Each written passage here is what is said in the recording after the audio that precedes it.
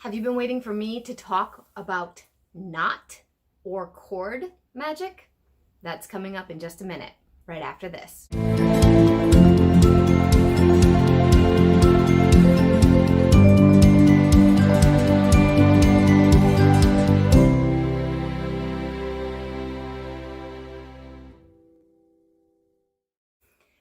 Hey everybody, I'm Mel from Melsdivination. I'm the owner, the operator, and the creator here, and today is Witchy Wednesday.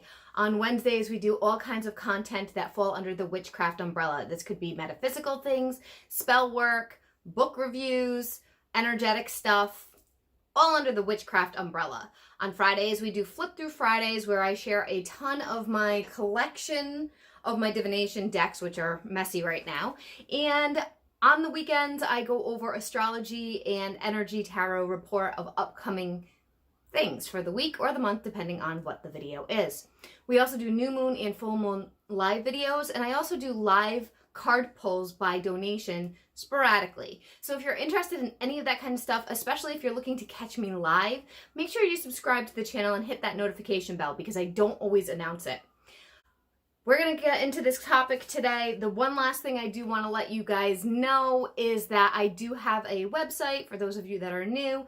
Everything that is mine is linked down below. Instagram, Facebook, PayPal donations, Amazon wish list, different ways to support the channel that are financial or ways that you can support the channel by liking, subscribing, sharing, and all that fun stuff.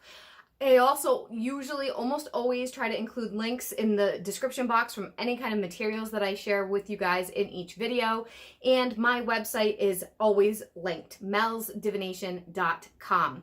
Feel free to reach out through email if there's sessions or something that you would like and you're not sure if I provide it. Stay tuned for an update about a special that I'm going to be running for the new year. There's going to be a new year, upcoming new year intuitive reading that I'm going to be giving for my YouTube followers only for a special. And I'm working on that right now. Okay, now we're going to get into our topic. So today is knot magic. Now, if you guys have never seen me do a video before, I always have notes most of the time down below, unless if I'm super comfortable with the content and then I just go off of the top of my head. I am filming at night. Here in the Northern Hemisphere, it gets dark really early, so sometimes it's hard to film during daylight, and I am sorry because I do have two lights on over on the sides, and it's reflecting funny in my glasses, but it is the best I can do with lighting for now because ring lights do not work well when you have glasses. Okay, besides that, let's jump in. So knot magic is also considered something called cord magic. And this is a topic that I am not extremely well versed in, okay? I will always be transparent with you guys about things that I feel very knowledgeable about versus things that I'm learning and growing and not knowledgeable about. I would say knot magic, I am a novice. I am a beginner, okay? It's not my go-to. It's not something I've been very exposed to over the years. This is a newer concept for me. It's not a newer concept in the witchcraft world, but it is a newer approach to magic that for me. So my go-to, if you guys have been following me for a long time, you would know it's intention setting, it's petition setting, it's mostly fire candle magic. So in herbal things. So that is where my comfort level is extreme and I'm very well versed in it. And I've been branching out, learning new types of witchcraft, new approaches, new types of spell work as time has progressed. Now, I was inspired to do this video because I did talk about in the Thanksgiving video an approach to help with boundaries or help with stressors, and I found it on Instagram and I shared it, and I thought, what a great idea. We should probably talk about this. We haven't talked about this yet. So with my notes, I did do research. So this is information that I have researched on. It's not something that I'm making up. I do have to give credit there. And it's pretty straightforward. There's like any form of magic that we have discussed on this channel, like candle magic, anything with divination, any kind of elemental magic. There's so much versatility, so much variety that you can do and create with this approach, that it is limitless. The limit would be your imagination, your ability to think of new approaches. That's it. That's as it can get huge, okay? So I'm going over the very, very, very basics.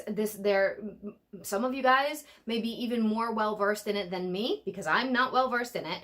And if you are, feel free to share some stuff down below with the community in the comments, so that some people who are looking for more information might learn. If you guys have any kind of books that you love about knot magic, please share the resource down below, please. Absolutely.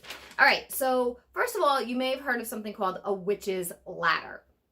Now, a witch's ladder is cord or rope or string that has knots in it, and it kind of turns into a decoration. You may have seen these if you've ever been to any kind of true witchcraft shops. What I mean by true is not a spiritual shop. You're not going to find a witch's ladder in like a woo-woo metaphysical, we just sell crystals and herbs and sage and, you know, some card decks. You're not going to find that. It's more of a witchcraft centered shop. I hope that makes sense. So it is something that you tie knots in, and it can be, you're literally tying knots of your intent into this cord, into this rope, into this string. And while doing that, you're creating a spell, okay? I'm going to get more specific about this. My camera's been autofocusing a lot, and I do apologize for that. I'm not quite sure what is going on with it. So I'm going to try to stay still so that it doesn't do that. So we'll see how I do with that, because I like to talk with my hands. So here's some approaches to knot magic for very beginners. You would first choose your color thread, rope, or string to set the intention, to match whatever intention that you're trying to create, okay, or trying to do. So for instance, if you wanted to do love, maybe you would do red. Money, maybe you would do green. Just a couple of quick little examples, right? Then you would choose the type of knot that you would like to tie into the material, rope, cord, string. It's all the same concept. What I mean by choose the type of knot, there are different kinds of knots that exist, different styles of tying a knot. And depending on the style that you use can affect the intent that you are putting into this, all right? So some knot magic is made to be tied tightly and never be undone. Some is made to be tied and then eventually undone. So that is going to make a difference depending on what your intent is and what kind of material you're using, because you may tie a knot into something and now you can't get that knot undone. And now it's messed up your spell. So be mindful of that in the approaches. I can't tell you what kinds of knots are out there. I really don't know. I do know that there's a lot. So the information, again, is very unlimited, okay? Now, the key is while tying knots into the material, you're basically going into a trance. You're maybe singing a song, a chant, a poem. You're saying something repeatedly over and over as you're tying this intent into this material. And the reason why I'm saying material is I'm not going to keep saying those three things. You get the point. String, rope, cord. Those are the basics of the approach, right? Then there's different approaches. Are you doing a long working or a short working, which we haven't really discussed on this channel? But what I mean by that is this a long term? Are you going to keep going back to it? Are you going to keep doing things to it? Are you going to keep adding things to it? Or is this a shorter term thing that you're one and done? These are very important factors about how you're going to approach this spell work, all right? Now, typically, traditionally, everything I could find, and I know this isn't every single thing, but everything I could find around knot magic is you're traditionally tying 9 knots into the spell work. Now, I don't know why 9, again, because I'm so new at knot work, I don't know. I don't know the whole history of the background. If you guys know, share down below, because I know there's a reason for it. There's also, of course, other numbers of how many knots you would tie into something, and each number represents something. So that's something to be mindful about as well. Now, what can this be used for? What is it used for? It can be used for protection, for health, for love in relationships, for healing, for wishing, luck, miracles, peace, money, and it can also be used as banishing or removal. When you're banishing or removing something, you're typically undoing a knot that you've already done, okay? That's typically kind of the approach there. The rest, you're putting knots into it.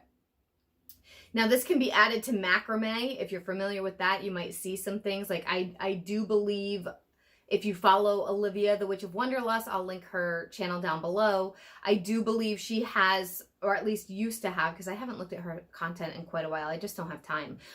In her background, like on her walls, she would have some stuff hanging that had rope and knots, and that is probably part of it. I don't know what her intent was. I can't speak for her, but I do believe that's part of knot magic, the rope that hangs behind her. Now, this can be used to decorate your spaces in your home. It can be given as gifts. Apologies, I'm having trouble with the focus on the camera, and I am trying to fight with it to get this done. So I'm having to hold my notes up higher so I don't move my head. So you can put macrame to decorate in your home. You can even give it to people as a present to help protect or with certain intent. You can tie in different trinkets, items, charms, bells, and feathers. So what I'm talking about with that is, in the traditional witchcraft shops, you'll see a cord, a rope, a couple of them. It's almost like a dream catcher, but it's not. And it has stuff tied into it. It'll have a witch's ball maybe, it'll have a charm, a feather, a bell, some other things that are protective quality, maybe a horseshoe, different things like that.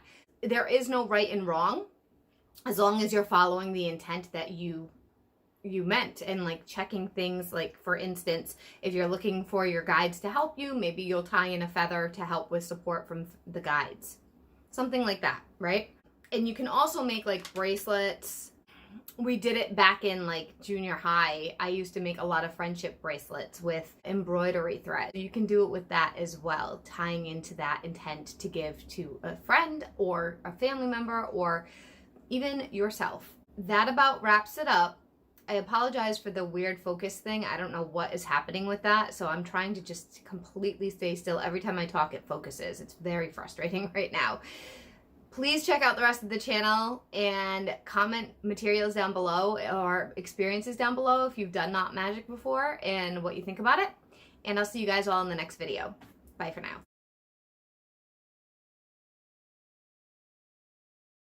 now.